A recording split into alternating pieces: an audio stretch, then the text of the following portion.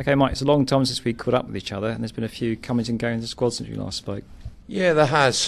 Jack Mills has left. He did a really good job for us, and it was a shame to lose him, really, but I understood his reasons. The travel was a lot for him, and he was only training once a week, and it got to a point where Jack had to make a decision because it had been muted for a number of weeks that he was going to leave, and there was a couple of clubs interested, and I just felt for everyone's benefit he had to make his mind up, and he did. He chose to go to Staines, and we wish him good luck.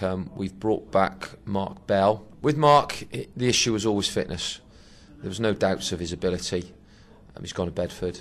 In fact, I recommended him to Bedford to my long-time colleague of mine, Nick Plattner there, that he could do him a good job, and Nick got him fit, and he's played a lot of football, scored some goals. And what it was, we played Boston away, and it was a real even game, and going forwards they're a bit better than us, and I felt we'd lost our threat, and Mark does provide us with a threat. Felipe has really improved in the last 6-7 weeks and been a real thorn in the opposition side, so we've now got lads that can open the door for us. And Callum McNish has come in, young player.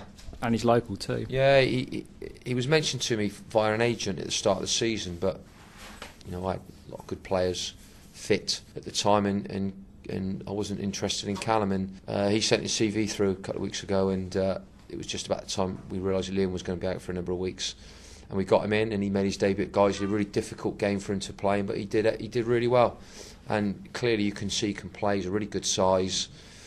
It's just gaining the experience of playing, and with Liam out, he might well get a run of games. So we've had quite a few injury problems recently, and a nightmare journey up to Chester. Didn't kick off till 8:30. Didn't get back to Oxford, I think, 3 in the morning, I think it was. Yeah, But you've also had some interesting trials and tribulations with your under-19 squad, which is a great little article there on the website if anybody gets a chance to read it in full. Because I'll read out a little bit. Players reported as usual at 12 for their pre-match preparation, a warm-up, a set-piece organisation to get them ready for a 2 o'clock kick-off, give them the best possible chance of a successful afternoon. At 12:05, Drew Boyd was looking for a pair of boots, as his butler had forgotten to pack them, and McKeegan and Paulvin were running up Northway to try and get themselves a pair of trousers each. Okay, so clearly you have different problems with the youth team. Well, yeah, it's funny actually, because we played a game away on a Monday earlier in the season, and we were hopeless, and the lads complained that we hadn't done any set pieces prior to the game, and it was a difficult one that morning because it was an early leave and stuff, and they had a point, so we made sure that we do all our sort of set piece work at 12 o'clock for a home game, day before for an away game. And we also make them wear trousers in because they wear a tracksuit in every day, and we want match days to be different. And I've had 2 situations this season where players have turned up without trousers, and I've left them out. So now they know I'm serious about it, and they turned up without them. They actually ran back to someone's house to get a pair of trousers each, and Drew's mum had to deliver his boots for him. So that must have been embarrassing for the lad. It was, yeah. His face was very red for a number of minutes. And my point probably is we didn't start the game very well. It's a mental thing that they weren't ready for the game, because if they were, Drew would have had his boots and the lads would have had the trousers on. They did have tracksuit bottoms on. I don't want to sound like they didn't have anything on, but in the end they did really well, and they're a really good group to work with. But they do make me laugh sometimes what they get up to. Yeah. Well, okay, right at the end you say that failing to prepare is preparing to fail, and at the moment we've got not a lot of football going on. The 3G pitch is still covered in snow and stuff. Okay, so what are you going to do to try and keep the players sharp tonight at Thursday night of training? Well, Tuesday we did some old-fashioned running. So I ran them up to South Park, and we were up there for 45 minutes. We were gone a good hour and a half, and it was real good, and the lads were fantastic. There was whinging and moaning, but they did it.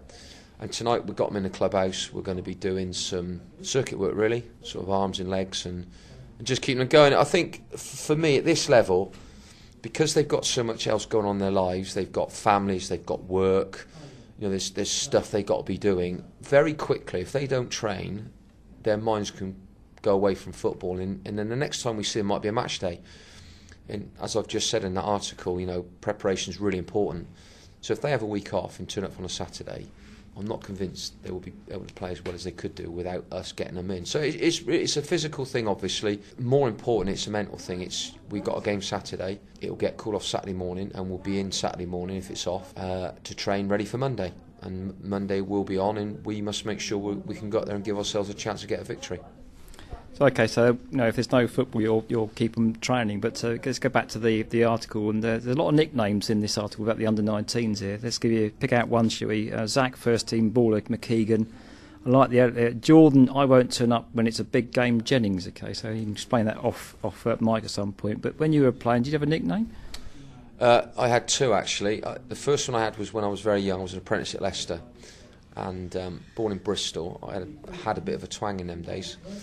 And they called me Farmer Giles, which ended up going to Giles, which, I'll be honest with you, when I left, nobody actually knew my real name. It was Giles. I got Christmas cards to Giles. I got birthday cards to Giles. You could have been called a lot worse, couldn't you? I could, and then when I came to Oxford via Cardiff, my nickname was Busy, Mr. Busy, because I was anything gone, I was in it. Yeah, but you were a busy player too, weren't you? Yeah, but that wasn't the reason I got the nickname. If a Christmas party was to be organised, I'd do it. If there was a day out, I'd do it. So I was, into everything, and I do remember. Very fondly as well the two nicknames that I had. Very amusing how you can pick stuff up. And like a lot of the college students, I know them all by their nickname. They all get nicknames, and sometimes you look at me as if to say, how on earth have I got that name? And when I explain it, they still have got no idea how they've got it, but they've got it, and it sticks. So it's nicknames are good, yeah. Well, if there is a game on Saturday, good luck. But we're probably sure it's going to thaw, and you should be away on Monday night. So, and again, you think you'll have a full squad to pick from?